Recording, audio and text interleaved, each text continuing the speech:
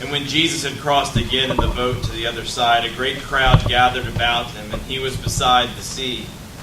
Then came one of the rulers of the synagogue, Jairus by name.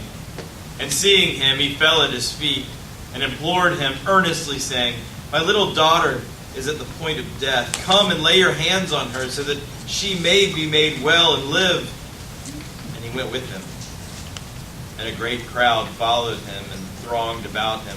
And there was a woman who had had a discharge of blood for 12 years, and who had suffered much under many physicians, and had spent all that she had, and was no better, but rather grew worse. She had heard the reports about Jesus, and came up behind him in the crowd, and touched his garments. For she said, "If I touch even his garments, I will be made well." And immediately the flow of blood dried up, and she felt in her body that she was healed of her disease. And Jesus, perceiving in himself that power had gone out from him, immediately turned about in the crowd and said, "Who touched my garments?" And his disciples said to him, "You see the crowds pressing around you, and yet you say, 'Who touched me?'" And he looked around to see who had done it. But the woman, knowing what had happened to her, came in fear and trembling, and fell down before him and told him the whole truth. And he said to her, "Daughter, your faith has made you well.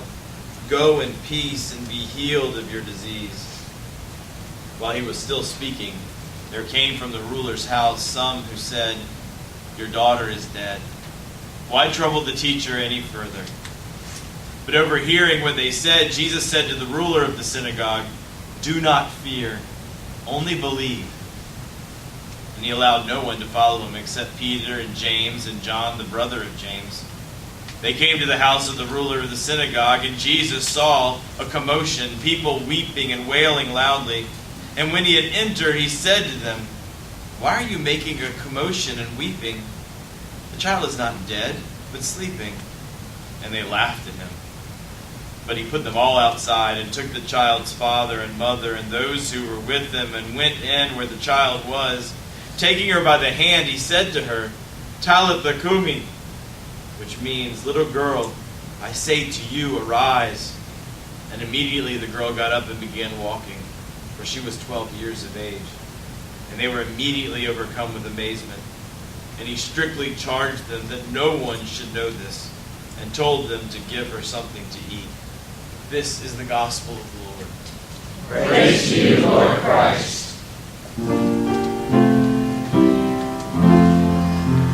Ancient words ever true, changing me, changing you.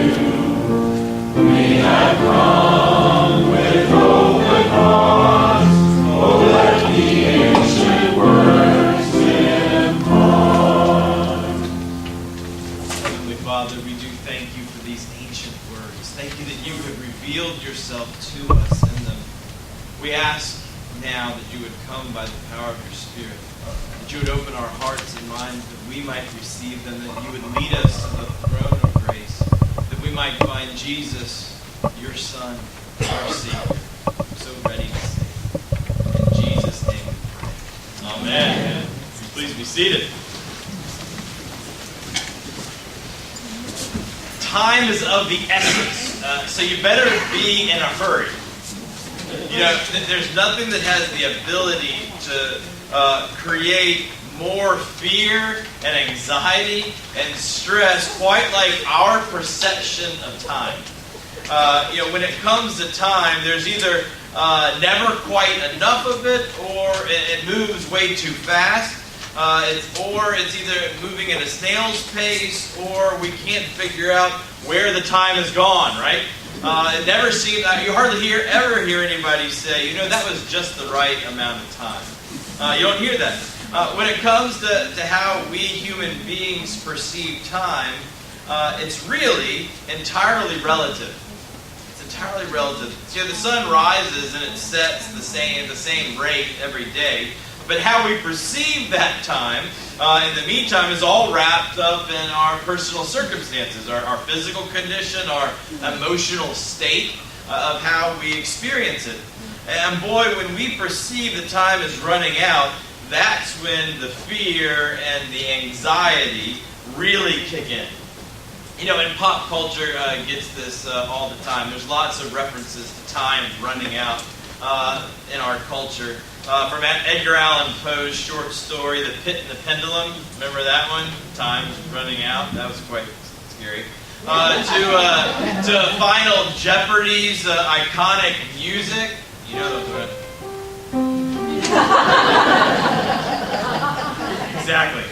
To even now, when I think of time running out, I think of the now aging rock star Steve Miller of the Steve Miller Band. He captured this idea of anxiety and fear in his top hit from 1977, "Fly Like an Eagle." If you don't know it, if you don't remember it, at least it begins. You don't have to play that one, don't you? It begins this way: time keeps on slipping into the future, right? And the anxiety begins to grow as you hear that. Your perception of a lack of time, it creates that anxiety and that fear in our lives. Steve Jobs, one of the founders of Apple, perhaps explained the reason best when he said, "It's really clear that the most precious resource we all have is time." Considering what Jobs said, it's now fairly ironic that modern technology, which he was in a large part responsible for, is causing a whole new level of urgency when it comes to our perception of time. You know, if you've ever gone online to try to book a hotel somewhere, usually what you see is you're kind of looking at rates, is you'll pull up a rate and you'll see it's a good one and it'll say only one left, right? To try to get that sense of urgency and that anxiety up, so you click the button. Or how about an airline? Usually what they'll tell you when you find that low rate, instead of you keep shopping it, it'll say something like rate locked in only for 5 minutes or something, right? Trying to create that sense of time, that sense of urgency in us to pull the trigger. Social media has done a lot to it for us. You know, social media teaches us to share as fast as we can those things that we're seeing and we're experiencing at any given moment. And so what happens is most people share fast and think little. And the result is it creates a greater sense of fear and anxiety in people, especially when it's political or a social issue that might be controversial. Our lives are being forced to function at the speed of technology. I don't know if you've ever thought about this, but unfortunately, the internal processor on our smartphones or on our computers is way faster than the metabolic speed of our own bodies and our own emotions and what we're going through. And as a result, what happens is we feel more fear and anxiety and stress fills our lives. All because of this perception that we have about time. There's always this sense of iron or of urgency because it's running out. Well, I promise you, this isn't a sermon about some social commentary about the effects of time on our day-to-day life or the evils of technology. No, the point here is our gospel reading this morning is full of the fear and anxiety that our perception of time produces in our lives. If I encourage you to pull out Mark chapter 5, verse 21 through 43. You can pull it out in your bulletin, or you can pull. There's a Bible in the under the seat in front of you. You may pull that out. We're going to look at this together, and again, seeing this theme of this urgency of time and the fear and anxiety that runs throughout it.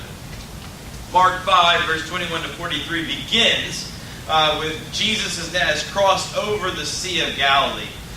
We're not exactly sure where he ended up. We're not told that. But when he got there, we are told that a great crowd came about him. And out of that great crowd, one of the rulers of the synagogue, Jairus, came to him. And Jairus fell at his feet and said, or rather, implored Jesus earnestly. So right there from the beginning, you get that sense of urgency, right? He didn't just say, he didn't just ask, he didn't just request. He implored earnestly. There's this sense of urgency about what he's speaking, because what he said was, my little daughter is at the point of death. Come and lay your hands on her so that she may be made well and live. Now, if this does not create a sense of urgency in you, I don't know what will. Time is of the essence, is what's happening here. This little girl is at the point of death. It could happen any minute now. There's no time to waste. The man believes that Jesus can make her live, can give her life, can heal her. So when Jesus hears this from him, he goes and he makes his way to his house. But then, as the musical goes, a funny thing happened on the way to the forum. We get an interruption, right? On the way to Jairus' daughter, Jesus, who's surrounded by this great crowd all about him, all around him, in the midst of this crowd, we're told, was a woman. And this woman has been suffering for 12 years. What do you think her perception of time was? I think time was of the essence for her and her life in this moment as well. You see, her suffering was physical, emotional, spiritual, and financial. So pretty much her suffering was over every area of her life. The bleeding that she suffered from, it made her spiritually unclean. All who touched her would be unclean as well. She went through many painful procedures with the doctors that were available to her. And by the way, these procedures were not funded by the state. They were that she had to pay for them, and now these had left her broke. She was in financial disaster and suffering. And to top it all off, the condition was not getting any better. In fact, it was getting worse, we're told. Again, we see this theme. Time was of the essence. This was a desperate and urgent moment in this woman's life. But she believed if she could just touch Jesus' garments, that she would be made well. She had heard about him and what he had done. And so she touched him right there in the midst of the great crowd. And immediately, we're told, she was made well. The bleeding stopped. Now, that is in and of itself not really all that surprising. Because Jesus, we know, is the Son of God, has power and authority to heal. And so the fact that he has power and authority to heal is not the surprising thing. What's most surprising is that when Jesus senses this power that healed this woman going out of him, he stops. He stops. Mind you, Jesus, as we've been well established, I hope by now, he's on an urgent mission. Time is of the essence. This little girl's dying, and it can happen any minute. And Jesus wants to know who touched him. Well, this moment of urgency wasn't lost on the disciples either. They were horrified at what Jesus was doing. That he would stop on such an urgent mission. But what they expressed was that in such a large crowd that they would ever possibly even be able to identify the person who had touched him, because I'm sure many more had touched him. But Jesus did stop, and he addressed the woman. And we'll come back to what he actually said to her in a few minutes, because it's key to understanding what is happening in this account. But for now, what's going on here is horrifying. Jesus is treating this moment with what it seems like a callous disregard with this young girl's well-being, with her future. Time's running out. She's dying. The woman in the crowd can wait. She's been 12 years. She can wait a little bit longer. Time is of the essence. You know, Tim Keller, in his book on Mark's Gospel called The King's Cross, he likens Jesus' behavior in this moment to medical malpractice. If a physician did this, they would lose their doctor's credentials. They would be sued, especially because while Jesus was still speaking to the woman, they got the word that the little girl had died. And those close to Jairus urged him to leave the teacher alone now, because it was too late. That most precious resource of time was now gone. The end had come. Hope was lost. But Jesus, as he always does, overheard this conversation happening. And he had this to say to Jairus: "Do not fear, only believe." Do not fear, only believe. And with that, Jesus went on to Jairus' home. And when he arrived at the house, we are told that there was commotion of people weeping and wailing loudly. And Jesus asked them, "Why are you making a commotion and weeping? The child is not dead, but it's only sleeping." With that, the mourners went quickly from weeping and wailing, we're told, to laughing. Laughing. This wasn't a joyous laughter. This was a mocking kind of laughter. Because they knew that nobody defeats Father Time. Nobody defeats Father Time. Jesus went in to the hopelessly late situation after sending those laughing folks out. And he raised that girl from her deathly slumber. And all were filled with amazement. So what is all this about? Well, there's three themes that run throughout these encounters. And the three themes are these: time, faith, and fear. Time, faith, and fear. These themes run in each of these accounts. These events are full of these anxieties and fears that our perception of time produce in our lives. It is our perception that as Jesus got the news about Jairus' daughter, that's when the timer began on the bomb. The timer began counting down. As if it was time that ultimately governs and controls our lives.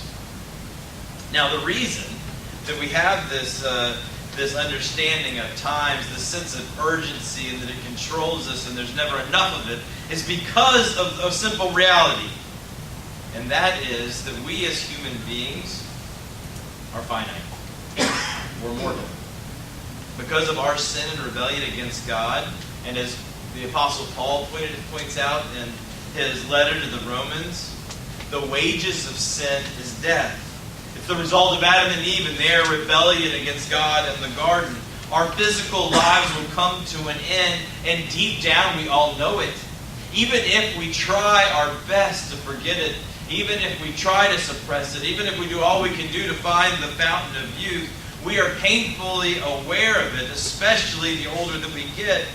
So time is always, in a sense, for us, of the essence. We do not have enough of it.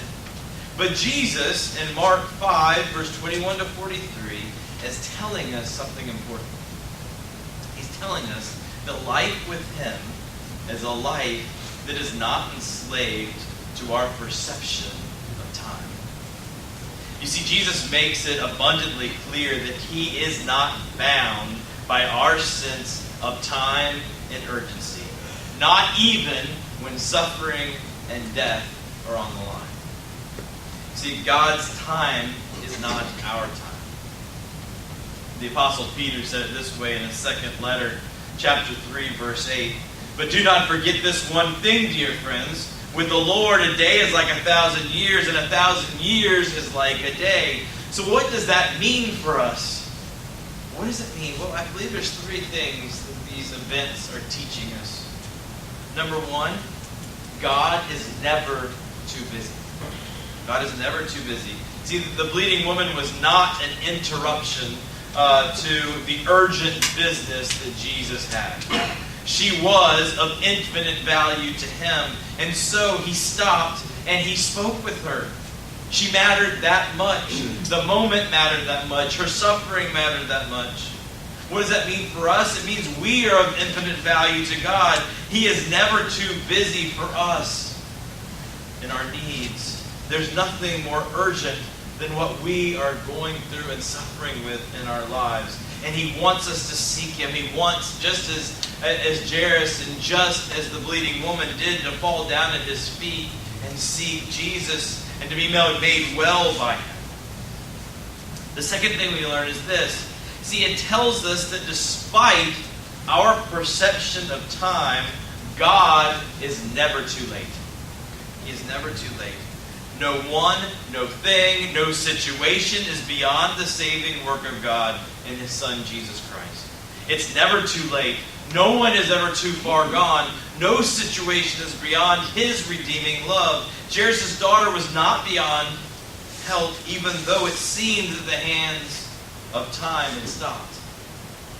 There's nothing that we're going through right now that is hopeless. or that has been lost to time.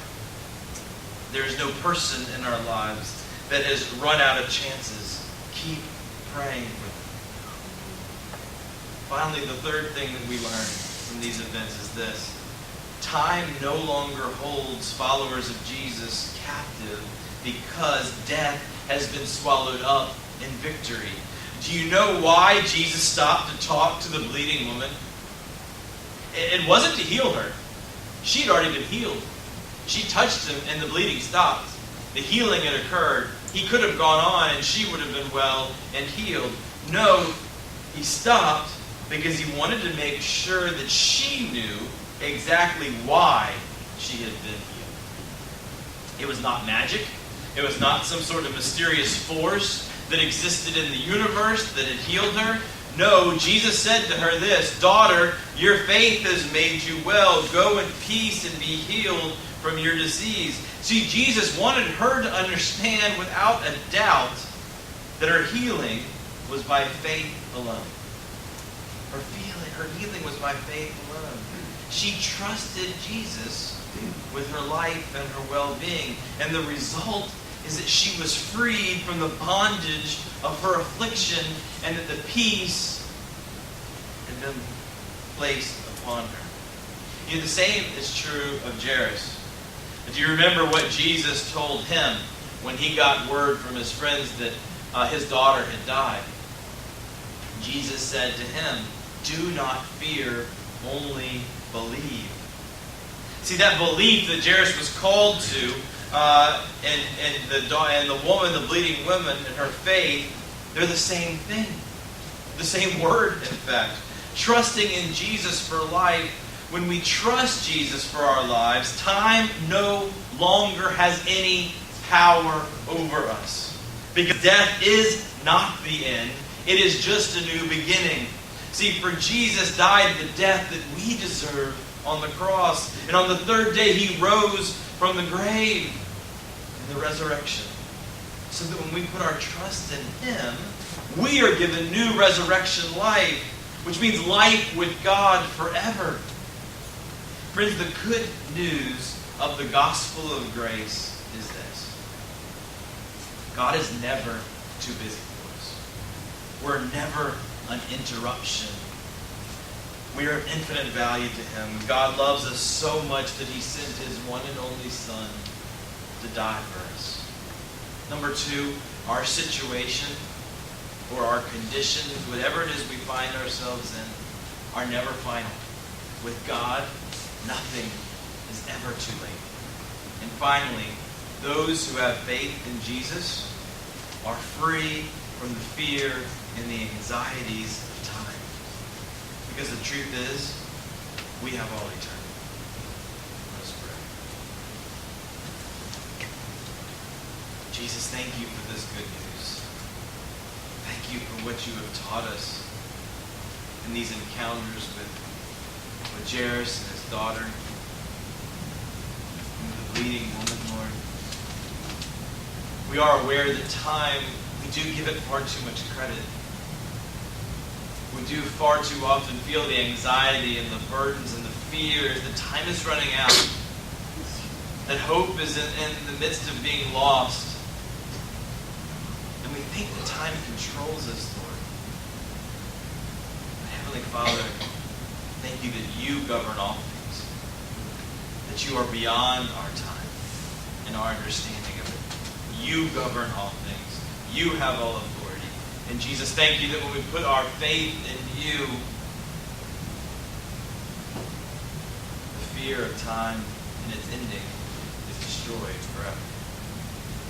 Thank you that in you we have eternal life. And that hope is never lost. In Jesus' name we pray. Amen. Amen. Will you please stand now as we proclaim our faith?